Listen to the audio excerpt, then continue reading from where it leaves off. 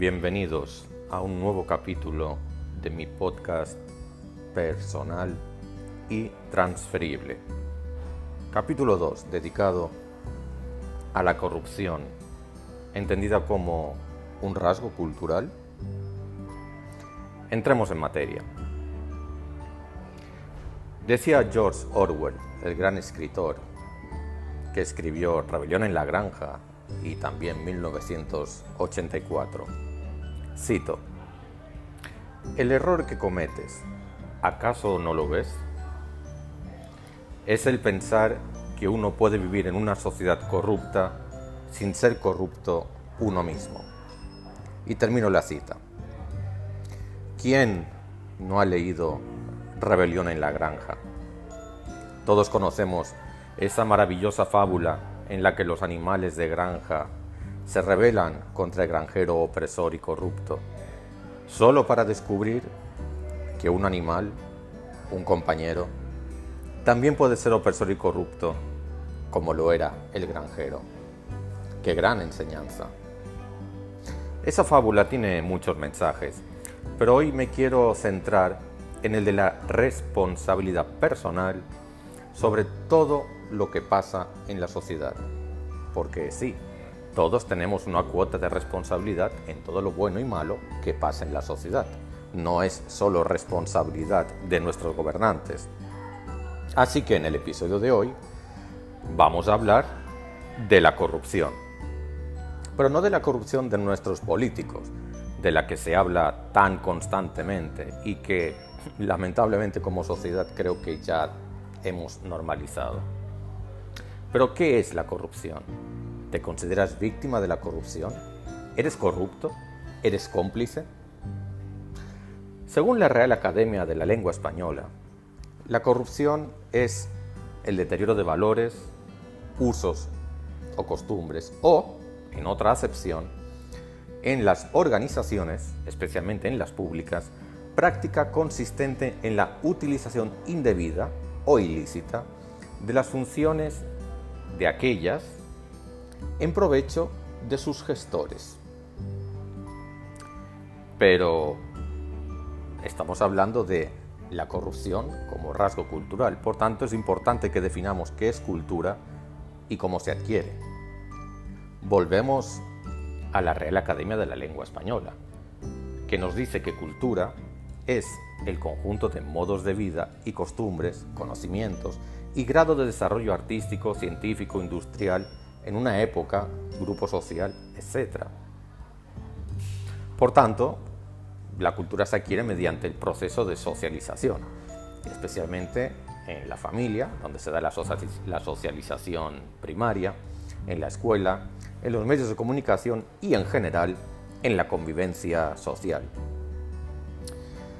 En enero de 2022, la ONG Transparencia Internacional presentó su informe anual sobre percepción de la corrupción en el mundo, un documento que es de público acceso y que les recomiendo tener a mano. Y hay algunos datos significativos. Por ejemplo, escaso progreso o ninguno en el 86% de los países evaluados en los últimos 10 años. Países en los que se vulneran derechos fundamentales obtienen de forma consciente puntuaciones más bajas en la percepción de la corrupción. Y por último, lógicamente, la complacencia en la lucha contra la corrupción lesiona la democracia como sistema.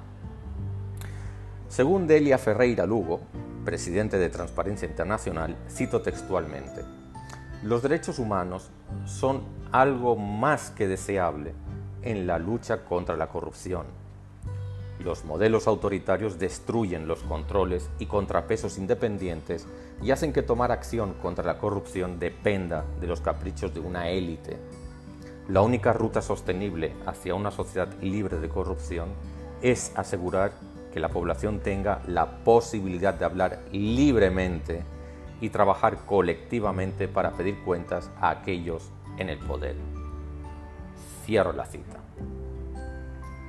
Bastante importante. ¿Quiénes fueron los mejores países en ese informe anual?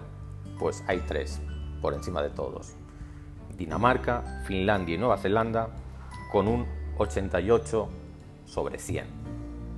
Es una B alta, para que nos entendamos. ¿Quiénes son los peores? Somalia y Siria con un 13/100 y el último, Sudán del Sur, con un 11/100. ¿Y cómo está ubicada nuestra República Dominicana en este ranking? Pues ocupa el lugar número 128 de un total de 180 países. Podríamos definir como que está ocupando la zona media-baja, pero con mejoría respecto a años anteriores, pero no era difícil porque la verdad es que venimos de una trayectoria absolutamente lamentable. Pero insisto, yo quiero poner el foco en la conducta individual, en mi conducta y, amigo oyente, en tu conducta, no solamente en la de nuestros gobernantes. ¿Por qué?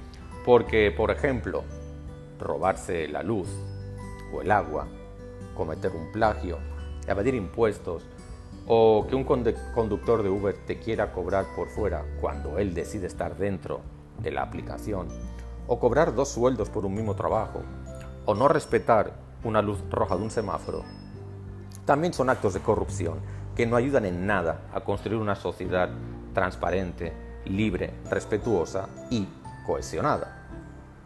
Dicho en otras palabras, hay una cierta conexión entre la moralidad del gobierno y la moralidad de sus ciudadanos. Siempre hay un cierto grado de tolerancia o incluso de complicidad entre un gobierno corrupto y sus ciudadanos. No puede ser de otra manera. ¿Cómo podríamos explicar entonces que gobiernos dictatoriales, incluso sangrientos, se mantengan por años o décadas en el poder? Pues simplemente porque hay un punto de conexión entre los ciudadanos y ese tipo de gobierno. Es decir, la corrupción es como un binomio que requiere de 2 elementos, del corruptor y del corrompido. Y el corrompido no es solo víctima, también es cómplice, forma parte de esa relación, obviamente con menos poder y, si se quiere, con menos grado de responsabilidad y o conciencia en esa relación. Pero es imposible que la corrupción exista, y lo voy a decir de otra manera, es imposible que la corrupción exista solo habiendo corruptores. También se requiere de quienes se dejan corromper. Y eso es así en cualquier sociedad, eso no es exclusivo de nuestro contexto social. Quiero terminar con una brevísima reflexión que creo que nos puede ayudar a entender lo importante que es la integridad personal y la responsabilidad personal en el desarrollo social del país.